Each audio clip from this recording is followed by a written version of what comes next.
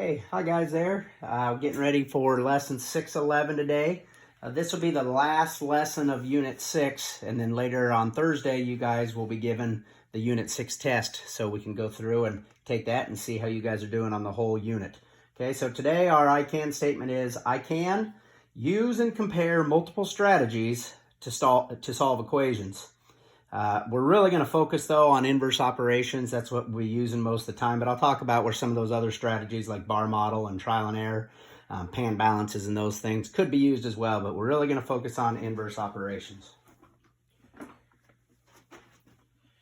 All right, so we're going to go through 4 problems here like you're going to see on your exit slip. Again, you've done similar problems to these throughout the unit using all these other different strategies. Again, our focus is on inverse operations here. Now remember, the variable stands for something we don't know, and it can be on either side of the equation. So in this case, I'm going to go look at this side where the variable is first, and I have 2 3/10 plus r, or plus what? How much more do I need to equal 5 7/10? Okay, so using our inverse operations, we know we want to undo things. So if I have r, I could think of my commutative property. I could flip these around if I wanted to and make it r plus 2.3. But if I have r and I add 2.3 to undo that, so if I have, I'm going to flip it, r plus 2.3, that commutative property. So if I start with r and add 2.3, if I then subtract 2.3 and use that inverse operation, it becomes nothing. It becomes 0, like it never happened. They undo each other. Okay, so I can cross that out and I'm left with r. And remember, we're supposed to keep these equal. And so if I subtract 2.3 from this side, I must also subtract 2.3 from this side. Okay, and if I do that, I'm not going to show the work right now. We'll get r equals 3 4/10. Okay, so the most important on this one-step equation, or any equation, if you plug it in or use your substitution at the end, so if we say r is 3.4, I'm going to plug it in, and if those things add up to 5.7, I'll just double check real quick. 2.3 plus 3.4, and I get 5.7, and so it equals what it's supposed to equal. Then I know r has to equal 3 4/10, and again, you can prove that you're correct, and you know you're right before you move on to your next problem. Okay, so there's just simple one-step inverse operation problem. Some of you might have been able to do that mentally or used your trial and error there, because you can add and subtract in your head, which would be okay too. Okay, the next sample is one we often see mistakes on. It's a one-step equation as well. X over 4 equals 12. Okay, and again, some kids get confused with this. They see the fraction bar, they know that means divide, that it could mean divide. So a lot of kids will just take 12 divided by 4, and we'll see 3 as an answer a lot, which is an incorrect answer here if you substitute it in. So you got to remember inverse operations. Don't get in too much of a hurry on this problem. This is x divided by 4 equals 12, or what number divided by 4 will get me to 12. So if we're thinking logically here, we should know this number has to be bigger than 12, because we're dividing it by 4 to get down by 12. If you follow on your inverse operation strategy, though, you won't make many mistakes here. If I take x, and I'm going to write it like this in this case, okay, because it is x divided by 4. How do I undo dividing by 4? I multiply by 4, and then again, it's like it didn't happen. They undid each other, so that leaves me with x, and to keep it balanced, if I multiplied by 4 on one side, I must multiply by 4 on the other. So 12 times 4 is 48. And again, you see the answer 3 that I talked about that we see a lot of times.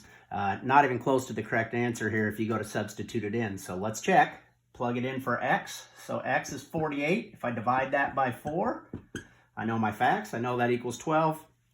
So I know I'm correct, and x equals 48. Again, those are problems that just look a little bit different, but we see a lot of mistakes on. So be careful and make sure you do your inverse operations and make sure you're following all your rules that you've been learning.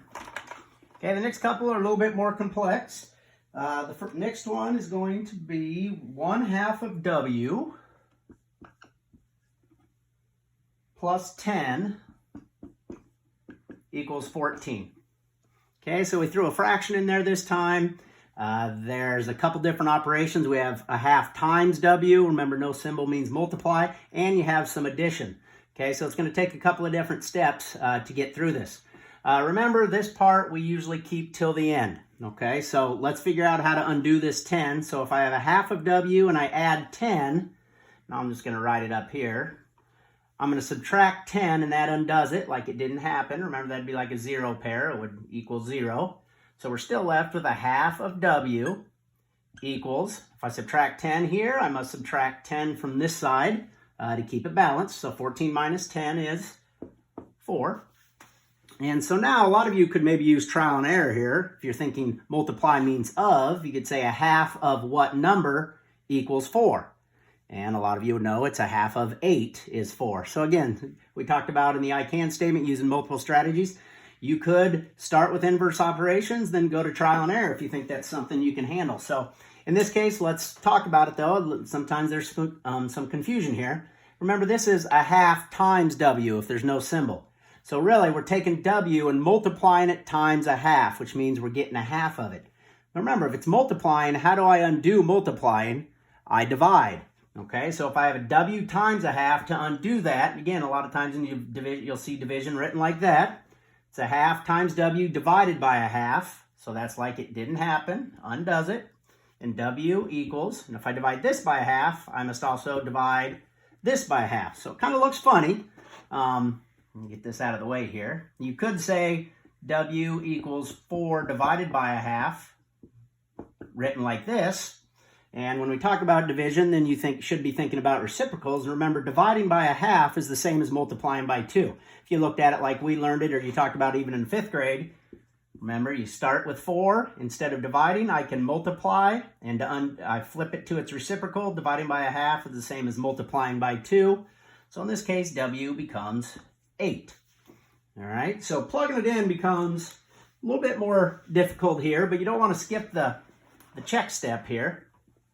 I'll rewrite this. Plus 10 equals 14. So if I'm going to plug in W, we said W equals 8. So I'm going to plug it in here.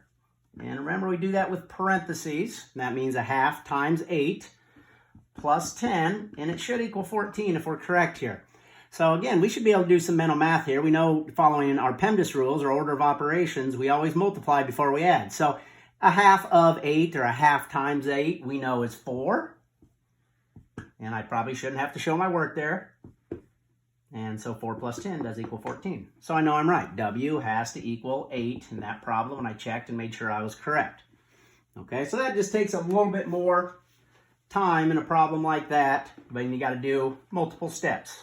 But again, nothing you haven't seen, just a lot of extra practice this week before you get to your test later in the week. So last problem here. You're going to see one like this on your exit slip as well.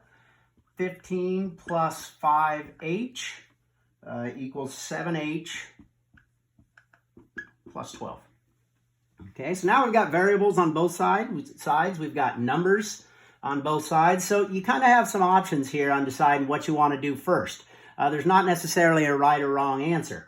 My advice is I would try and keep the numbers positive, because based on what you do, for example, if I decided if I had 7 h's here and I want to take away 7 h's, well, then I'd have to take away 7 h's from this side, and that becomes a -2. Then you have to deal with negatives. So you want to be smart in deciding what you want to do. Not that you can't do it that way, but it just makes it a little bit more complex.